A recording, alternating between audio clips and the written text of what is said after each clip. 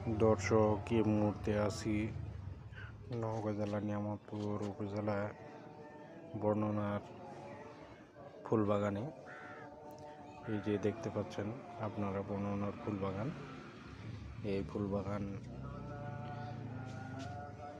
অনেক দিন আগেই ভিডিও করা হয়েছিল, কিন্তু তখন বিভিন্ন ধরনের ফুল ফুটেছিল, নয়নতারা থেকে শুরু করে আরও ধরনের ফুল। কিন্তু বর্তমানে গাছের পরিস্থিতি একটু খারাপ হয়ে যাওয়ার কারণে